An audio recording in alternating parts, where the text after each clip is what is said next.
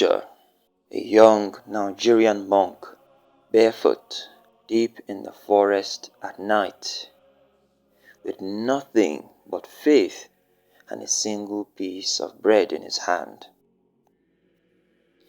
This is the story of Brother Godwin Eze, the monk who gave his last piece of bread to his friends, even as death was closing in.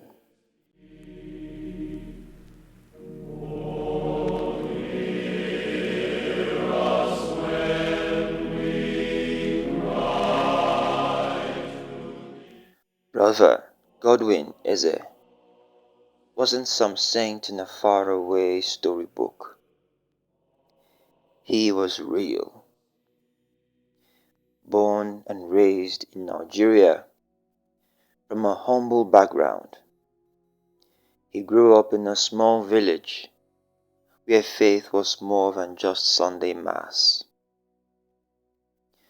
It was woven into daily life. People said he always had this calm presence, like he knew something the rest of us were still trying to figure out. As he grew up, Godwin felt this deep, unshakable call to live a life of prayer. He didn't chase money, fame, or even comfort.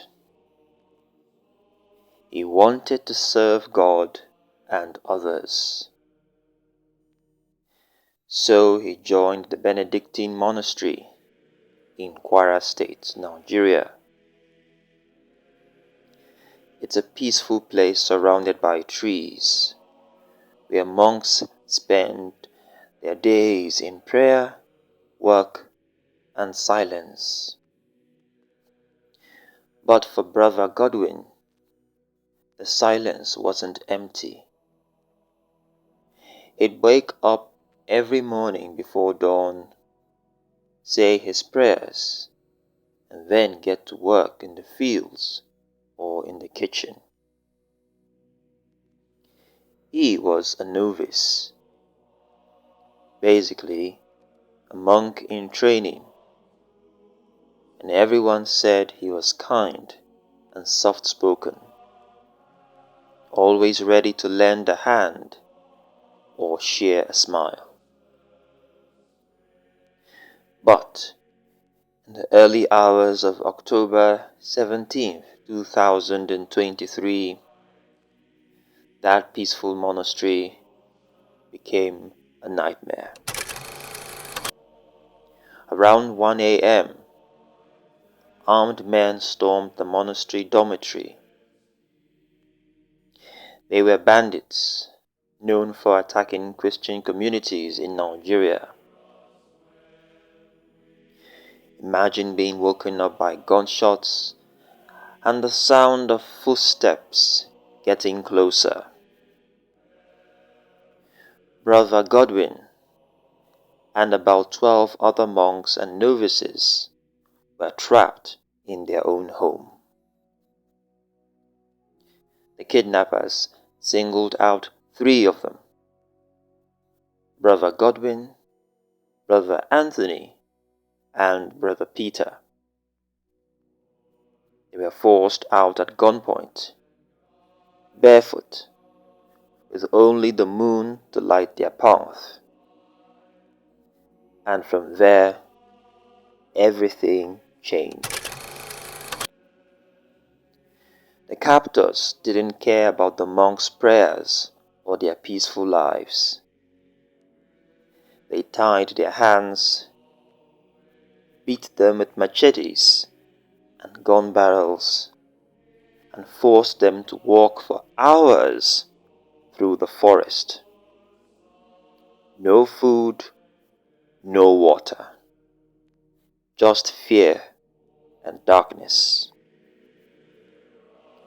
But here is where Brother Godwin's story hits you right in the gut. Even while chained and beaten, he didn't lose that gentle spirit. When the kidnappers briefly untied his hands, he didn't think of running or fighting back. Instead, he fed his brothers with a single pieces of biscuits. The kidnappers, out of the little kindness they could afford, gave to him to feed his brothers. He broke it up and fed it to brothers Anthony and Peter, who were too scared and exhausted to even think about food. Just think about that for a second. He was terrified, sure, but his first instinct was to help his friends. Brother Peter later said that it was that tiny act, that last piece of biscuit, that kept them going in the darkness. But things only got worse. The next day, the kidnappers took them to the bank of a river. Maybe it was to scare them. Maybe it was to show the others that they meant business. It was here Brother Godwin was shot. They threw his body into the river like his life didn't matter. Like he wasn't someone's son, someone's friend, someone who woke up every morning to pray for the world. Brother Anthony and Brother Peter survived, but they said they'd never forget the look in Godwin's eyes when he gave them that last piece of biscuit.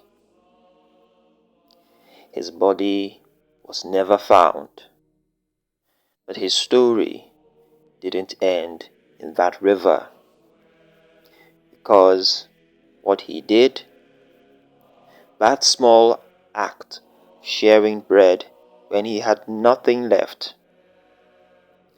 that's the kind of story that stays with you. It's not about being a hero in the movies.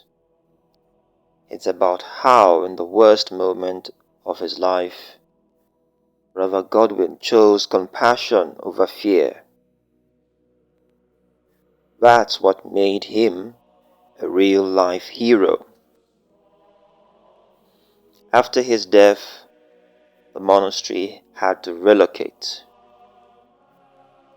The monks couldn't stay in a place that had become a hunting ground for violence. But they didn't forget Brother Godwin. They held a funeral for him, even without a body to bury. They shared his story like a prayer, a reminder of what real love looks like. I think that's why his story matters so much. In a world that feels like it's spinning out of control, where violence and fear can swallow everything, Brother Godwin Eze showed us that even in the face of death, you can choose to be kind. You can choose to give, even when you have nothing left to give. So whenever you feel like you are too small to make a difference, or that the world's too dark to change, remember Brother Godwin. Remember that one last piece of bread he shared in the forest. And know that even the tiniest acts of love can light up the darkness. No matter how dark it gets, there's always someone who chooses to share that last piece of bread.